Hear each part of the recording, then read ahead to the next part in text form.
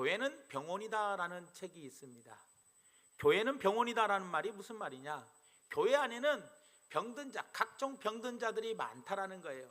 물론 병에는 육신의 병도 있지만 마음의 병도 있고, 또 교회 안에는 나와 성격이 다르고 나와 모든 스타일이 다른 사람들이 다 있다라는 거예요. 여러분들, 다른 사람이 내 상식에 맞지 않은 것이 보이면 참 마음이 불편하고 힘들어요. 다른 사람이 나를 보면 어떨까요? 여러분들, 내가 다른 사람을 볼 때 100% 만족합니까? 100% 만족하지 못해요. 다른 사람이 내 모습을 보는 것도 100% 만족하지 못해요. 그래서 교회는 병원입니다. 각기 문제가 있는 사람들이 다 있고 나름대로 단점이 있는 사람들이 있다라는 거예요. 그래서 우리에게는 예수님이 필요한 거예요. 우리는 이 교회라는 병원에 와가지고 나의 단점을 주님 앞에 내려놓고 예수님이 내 안에 모시고, 예수님을 내 안에 모시고, 그 예수님이 나의 단점을 다 치유해 주시고 나의 모든 문제를 다 치유해 주신다면 우리가 반드시 신앙생활하며 병원에서, 교회라는 병원에서 나의 모든 것을 치료받는 그런 곳이 되어야 한다는 거예요. 그런 곳이 바로 하나님이 미소 짓는 교회라는 겁니다. 저는 우리 교회가 그런 종합병원이지만 각기 전혀 다른 사람들이 모여서 자기의 모든 문제를 주님 앞에 내려놓을 때 예수님을 통하여 치료받는 그런 교회, 나의 모든 단점조차도 예수님을 만남으로 말미암아 내 단점이 사라지고 내 장점이 부각되는 그런 교회, 그런 교회가 되기 위하여 저는 오늘 본문 말씀에 고린도후서 13장의 말씀을 통하여 세 가지 하나님이 미소 짓는 교회 만들기 프로젝트에 대해서 말씀을 드릴 텐데, 이 세 가지를 통하여 잘 내 자신에게 적용하여 우리 교회가 반드시 하나님이 미소 짓는 그런 복된 교회가 되기를 예수님의 이름으로 부탁을 드립니다. 오늘 13장을 통해서 우리가 알 수 있는 것이 바로 뭐냐? 성도는 개인 한 사람 한 사람이 온전하게 세워지는 것도 중요하지만 우리 교회가 하나의 공동체로서 어떻게 하면 함께 다 같이 성장하느냐, 다 같이 하나님이 미소 짓는 그런 공동체가 되느냐, 이것이 무엇보다도 중요하더라는 거예요. 그래서 개인 한 사람 한 사람이 온전히 세워지는 것도 중요하지만 한 사람뿐만 아니라 우리가 함께 세워진다면 얼마나 기뻐할 일이겠냐라는 거예요. 큰아들, 둘째 아들, 셋째 아들, 넷째 아들, 다섯째 아들이 있어요. 그런데 큰아들만, 셋째 아들만, 다섯째 아들만 잘 되면 뭐합니까? 모든 자녀가 다 잘 돼야 할 거 아닙니까?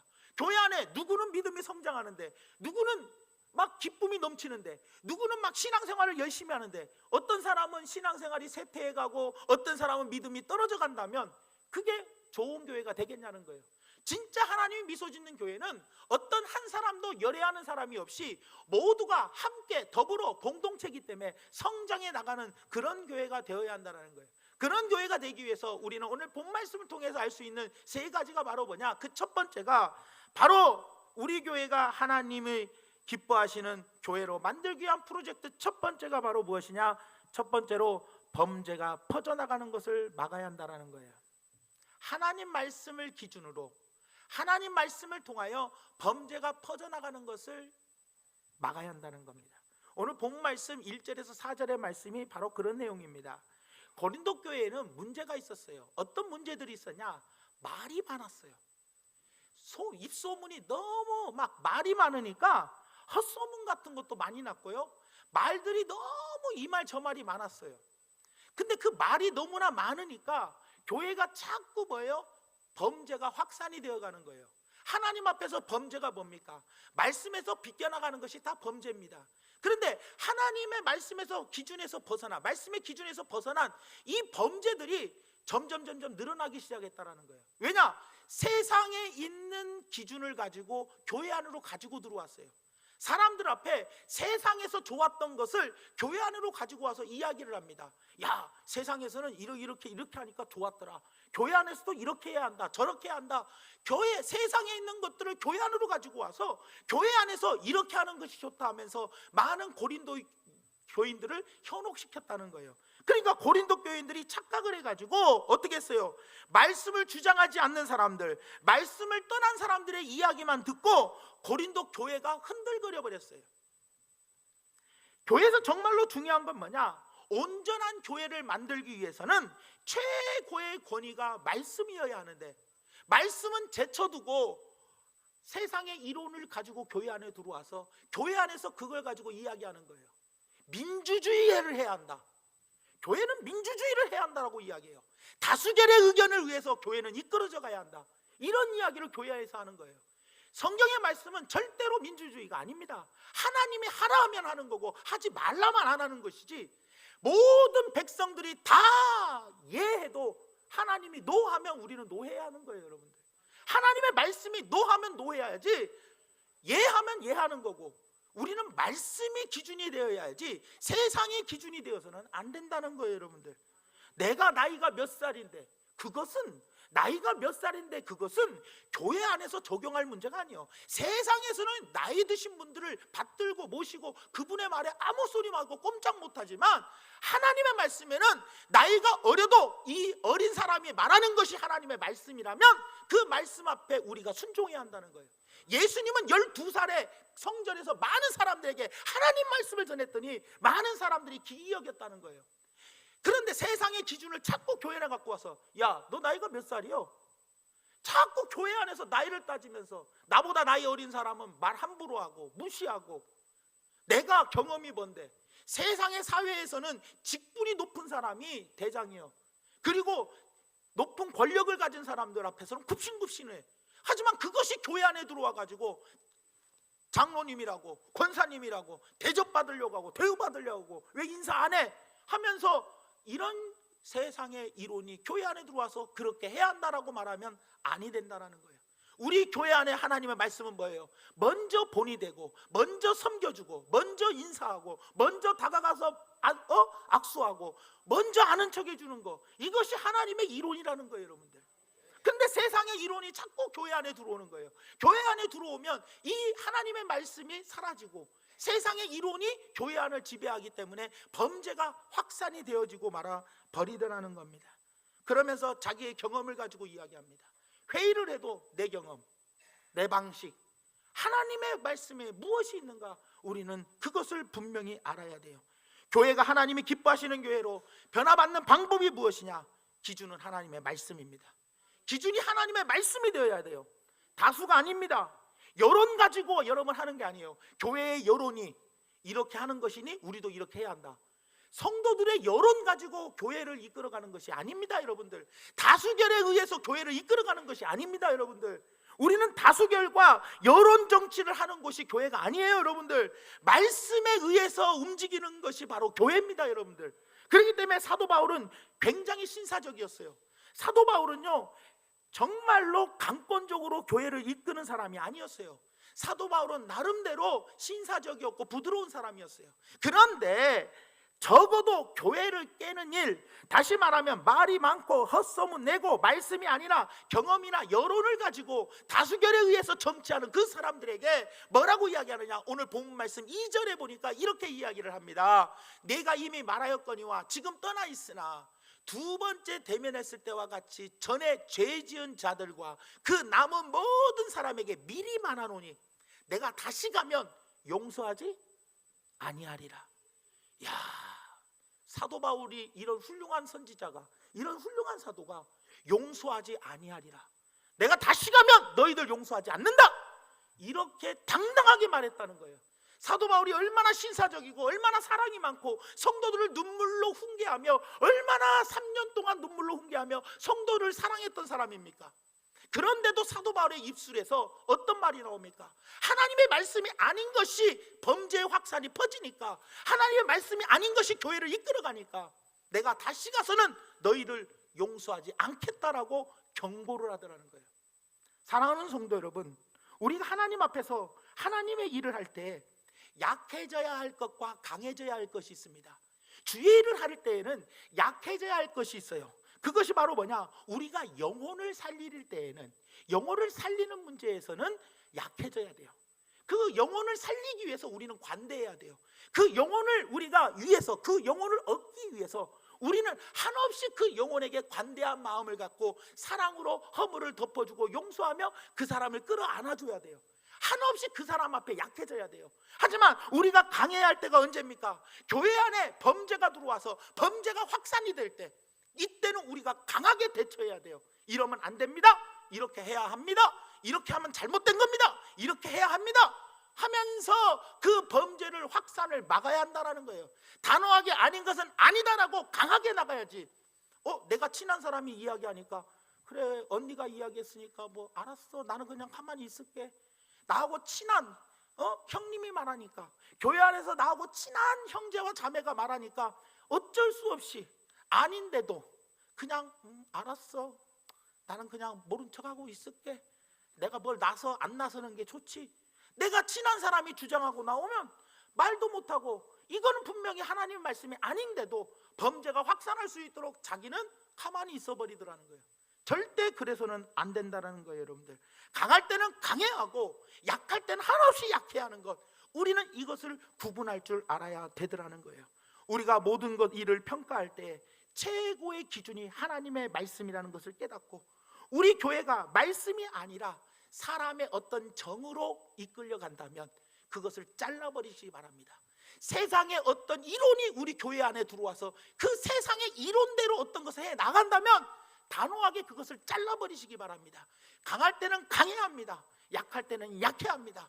하지만 그 구분이 바로 무엇이냐? 오직 기준은 하나님의 말씀이지 세상의 이론이 교회를 이끌어가면 안 된다는 걸 기억하며, 우리 교회 안에 세상의 이론이 들어와서 하나님 말씀을 제껴두고 세상의 이론이 우리 교회를 지금 정치하고 있는 것이 무엇인지를 한번 돌아보아 세상의 이론은 여러분들이 강하게 대처하여 과감하게 잘라버리시고, 그리고 약할 때에는 사람을 영혼을 얻기 위하여 한없이 관대하고 용서하고 허물을 덮어주고 그러면서 사는 우리 모두가 되기를 예수님의 이름으로 부탁을 드립니다.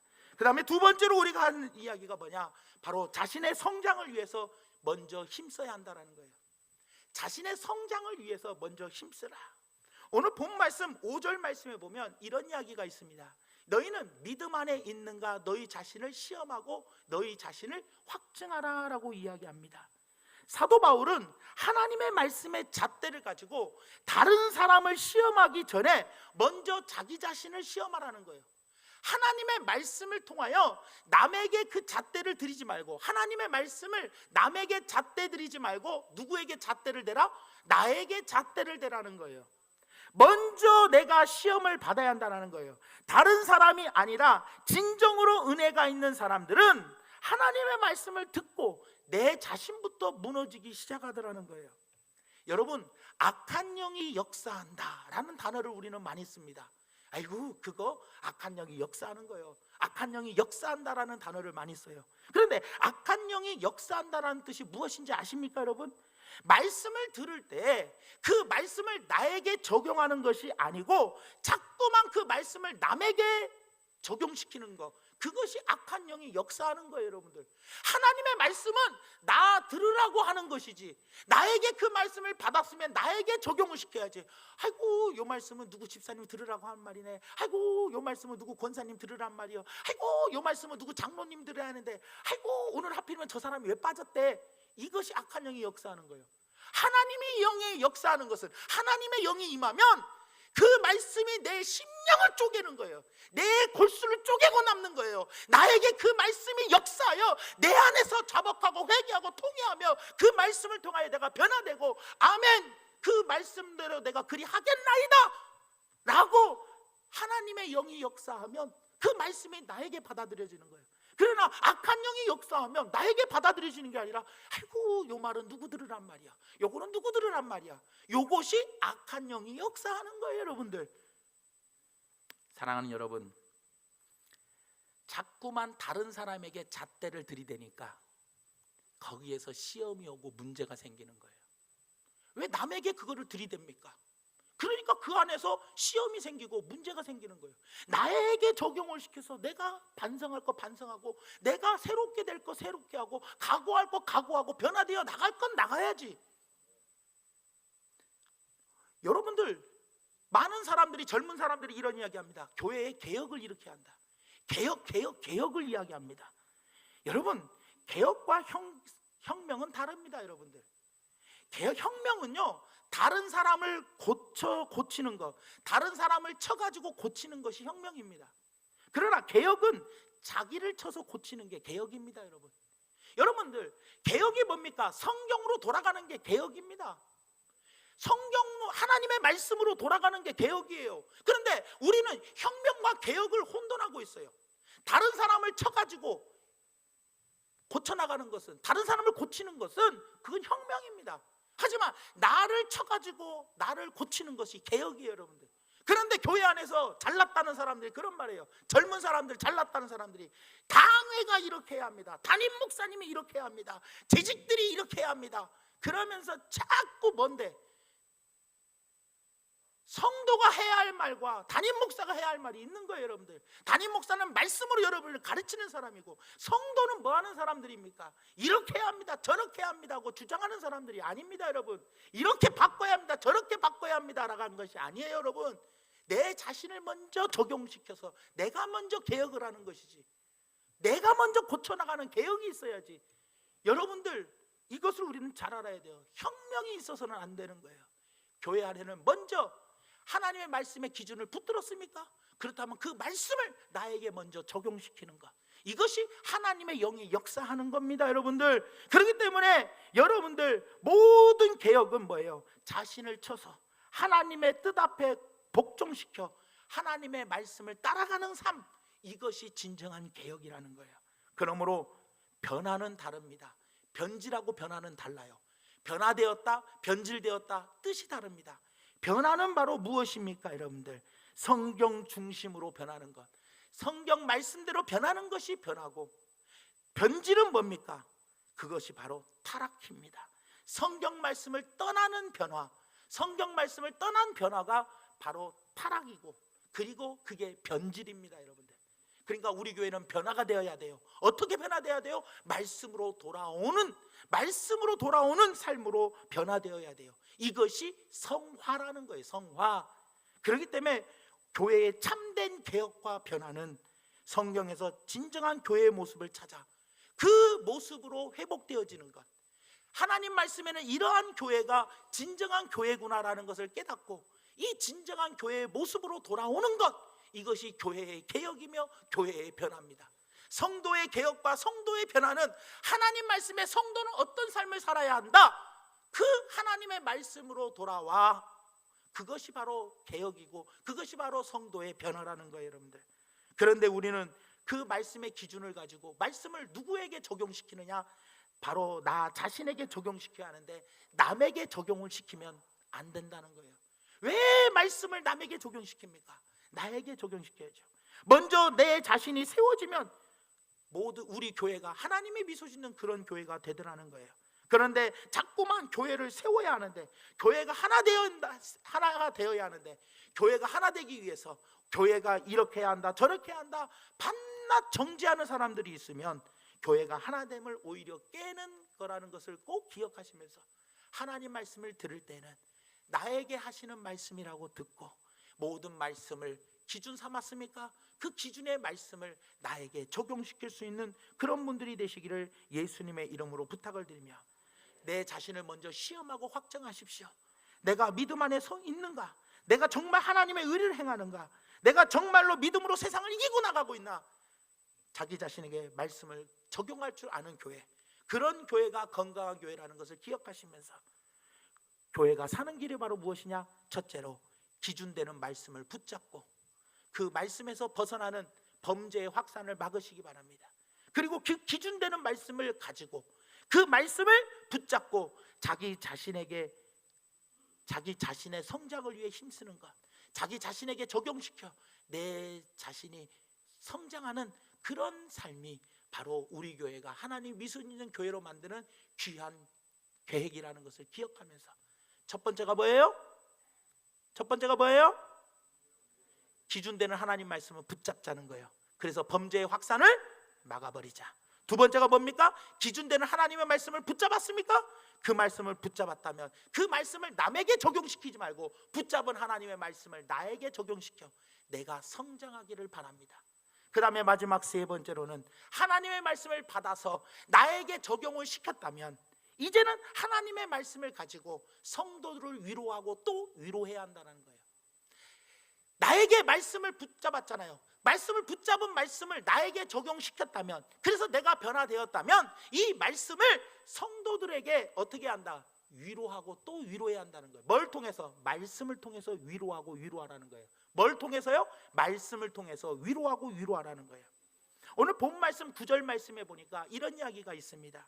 우리가 약할 때 너희가 강한 것을 기뻐하고 또 이것을 위하여 구하니 무엇을 놓고 기도한다고요? 곧 너희가 온전하게 되는 것이라. 성도의 최고의 삶은 뭐냐? 성도가 온전하게 되는 거예요. 우리가 무엇을 바라봐야 하느냐? 내가 온전하게 되기를 소원해야 돼요. 하나님, 내가 온전한 성도가 되게 해 주시옵소서. 그런데 여러분들, 온전하다는 것이 뭐냐? 온전하는 것, 이 온전이 무엇보다도 중요한데요. 목회가 바로 무엇이냐? 성도를 위로하는 겁니다. 온전하게 되기 위해서, 온전하게 하기 위해서 위로하는 것이 목회입니다, 여러분. 자, 목회라는 것이 한마디로 뭐냐? 목회라는 건 뭐냐? 성도를 온전하게 만드는 것이 목회예요. 그런데 성도를 온전하게 하려면 어떻게 하느냐? 위로를 잘해줘야 돼. 자, 다시 한번 말씀드립니다. 성도의 최고의 성도가 바라고 소원하는 것이 뭐냐? 성도는 온전해지기를 위해서 소원해야 돼. 여러분들, 하나님 앞에서 말씀대로 온전해지는 삶을 살기를 원하십니까? 정말 온전해지기를 원하십니까? 목회가 성도들 한 사람 한 사람을 온전하게 만드는 것이 목회예요. 그러면 성도를 온전하게 만들려면 어떻게 하느냐? 위로를 잘해줘야 돼. 뭐를 가지고? 말씀을 가지고 위로를 잘해줘야 한다는 거예요. 그런데 우리는 이 위로라는 것을 참 잘못 생각하고 있어요. 병원에 가서 누워있는 성도에게 아이고 애쓰네, 고생이 많네, 아이고 일을 어쩌면 좋아, 빨리 회복해, 이것을 위로로 알고 있어요. 또 주일날 교회 안 나왔어, 안 나오는 성도에게 아이고 집사님 왜 주일날 교회 안 나왔어? 그랬더니 아이고 주일날 바빠서 못 나왔어. 아 그래, 바빠서 어쩔 수 없었지 뭐. 그래, 그러면 다음 주에 나와. 이것이 위로인 줄 알아. 11조를 떼먹는 성도가 있어. 11조를 떼먹는 성도에게 아이고 집사님 왜 11조를 안 내? 아이고 우리 남편이 예수를 안 믿어서 어쩔 수 없이 11조를 못 내. 아이고 그래, 그러면 남편 구원을 위해서 우리 기도하자. 이것이 위로인 줄 알아. 또 조는 성도가 있어. 조는 성도에게 아이고 왜 졸아? 피곤해? 좀 피곤해서 졸아.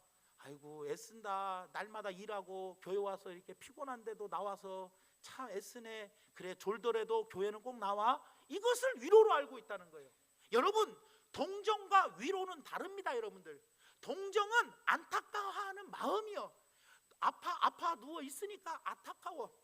또 주일 성수를 안 해, 11조를 안 해, 감사의 생활을 안 해, 원망불평을 해. 이런 거를 안타까워하는 마음은 동정하는 마음이요. 그런데 위로하는 마음은 틀립니다. 여러분, 위로는 영어로 comfort입니다. 그 말은 뭐냐? 그 사람의 필요를 채워주는 실질적인 힘이라는 거예요. 그 사람의 필요를 채워주는 실질적인 힘. 그래서 come, 함께하다. 그 다음에 포르테에서 나오는 말이요, 힘. 함께하는 힘이요. 그 사람에게 힘을 채워주는 것, 이것이 위로입니다. 여러분들, 그렇다면 여러분들 한번 생각해 보십시오. 필요를 채워주는 실질적인 힘이 위로인데, 그러면 목회가 바로 뭐예요? 성도를 온전하게 만드는 것이 목회인데, 그 온전하게 만들기 위해서 위로를 잘해주라고 했어요. 무엇으로요? 말씀으로요. 그러니 성도를 온전하게 해주기 위해서 말씀으로 위로를 해주는 거예요. 실질적인 힘을 성도에게 불어넣어줘야 돼. 그러려면 실질적인 힘을 어떻게 해야 돼요? 말씀으로. 집사님 주일날 빼먹어도 아이고 그래 잘 빼먹었어, 다음 주부터 잘 나오면 되지, 이렇게 말하는 것은 동정이요. 무엇이 위로냐? 집사님 하나님의 말씀에 주의를 온전히 지키라고 그랬어. 그런데 왜 그렇게 주의 안 지키면 안 되는 거예요? 우리 같이 중보하게, 우리 다시는 이제는 주의를 빼먹지 않고 잘 지킬 수 있게 우리 기도합시다. 이것이 뭐예요? 하나님의 말씀을 기준으로 그 사람에게 힘을 주는 것이 바로 위로예요. 여러분들, 그런데 하나님의 말씀은 주일 성수하라는 거예요. 반드시 11조 생활 하라는 거예요. 반드시 여러분 감사 생활 하라는 거예요. 성경의 말씀은 반드시 뭐예요? 졸지 말라는 거예요. 그런데 우리는 동정하는 마음을 가지고 위로라고 생각을 해. 동정하는 마음과 위로는 질적으로 다른다니까요. 그런데 자꾸 우리는 뭐예요? 동정이 무엇이라고요? 괜찮아, 주일날 기도회 안 나와도 괜찮대. 아이고 피곤한데 금요심야 뭐 하려고 나와. 교회의 공식적인 시간은요 금요심야 새벽기도가 다 있습니다. 예배 시간 안내에는 반드시 그게 기록되어 있어요. 그런데 우리 교회는 금요심야하고 새벽기도는 거의 전멸이요. 왜 그래요? 그러면서 사람들이 이야기해요. 피곤하니까 이해돼. 어쩔 수 없이 늦게까지 일하고 얼마나 피곤해. 그러니 금요심야 나오지 못하는 거 뻔한 거 아니에요? 이거는 동정이요, 안타까워하는 마음. 그런데 위로는 뭡니까? 기도 안 하면 안 돼. 사무엘은 기도 쉬는 죄를 범하지 말라고 했어. 그리고 교회에 모이기를 힘쓰라고 성경에 말했어. 말세에는 어떤 사람들의 습관과 같이 모이기를 패하지 말고 늘 모이기에 힘써야 돼. 그러니 빠진 사람에게 모이라고 이렇게 하나님의 기준의 말씀을 갖고 모이라고, 빠지지 말라고 말하는 것이 진정한 힘이라는 거예요. 위로라는 거예요, 여러분들. 우리는 위로와 동정을 착각하며 살아가더라는 겁니다, 여러분. 가슴이 내가 좀 쓰리고 아파할지라도, 아픔이 있다 할지라도 기도의 자리로 나오게 만드는 것, 이것이 위로예요. 위로. 그 사람의 실질적인 힘을 실어주는 것, 그 사람이 그렇게 할 수 있도록 만들어주는 것이 위로입니다. 그 사람에게 힘을 줘야 할 거 아닙니까? 기도의 자리에 나오게끔 만들어야 돼요. 그것이 위로입니다, 여러분들. 여러분, 부모가 자녀를 양육할 때 어떻습니까? 설득하기도 하고 어떨 때는 자식을 몽둥이를 들기도 합니다. 왜요? 올바른 길로 가라고요. 부모가 여러분들 어떻습니까? 그냥 시험 못 보고 와도 잘못해도 그냥 내버려 두는 것은 방관입니다. 방관. 내버려 두는 것. 잘못했으면 뭐 해야 돼요? 실질적으로 혼을 내야 돼. 그것이 위로라니까요, 여러분. 무조건 그냥 잘못했는데도 다음부터는 조심해, 그냥 내버려 두는 것은 방관이에요. 아이고, 저것이 엄마 아빠가 맞벌이 하니까 혼자 얼마나 힘들었으면 저런 짓을 했을까. 그거는 안타까워하는 마음, 동정이요, 자식에 대한 동정. 그러나 자식을 진짜로 위로하려면 실질적으로 자식이 그렇게 하게끔 자식에게 혼을 내야 하는 거예요, 여러분들. 그렇기 때문에 사랑하는 여러분들, 오늘 우리가 한번 가만히 생각해 볼 게 뭐냐, 말씀으로 가게 만드는 힘, 그것이 바로 위로라는 것을 기억하시면서 우리는 내 자신에게 말씀을 먼저 적용하고, 그리고 그 말씀을 가지고 그 말씀으로 가게 돌아오게끔 만드는 힘, 그 힘이 바로 위로라는 것을 기억하면서 성도들을 말씀으로 돌아오게끔 위로를 잘해주는 교회. 그래서 어떨 때는 쓴마디도 좀 듣고, 어떨 때는 가슴 아파도 성경의 말씀을 해야 할 때는 해야 돼요. 그래야 그 사람이 온전히 바로 설 수 있다는 것을 꼭 기억하시면서 적절하게 이런 것들을 잘 활용할 수 있는 우리 성도님들 되시기를 예수님의 이름으로 부탁을 드립니다. 말씀의 결론을 맺습니다. 오늘 말씀의 결론이 바로 뭐냐, 말씀이 첫째로 기준이 되어야 한다는 거예요. 하나님이 미소 짓는 교회가 되려면 말씀이 기준이 돼야 돼요. 다수결이 아닙니다, 여러분들. 말씀을 떠난 범죄의 확산을 여러분들 막아주셔야 돼요. 말씀을 떠나가지고 자꾸 교회 안에 쓸데없는 말들이 오고 가는 것, 이것은 범죄의 확산을 막아주셔야 돼요.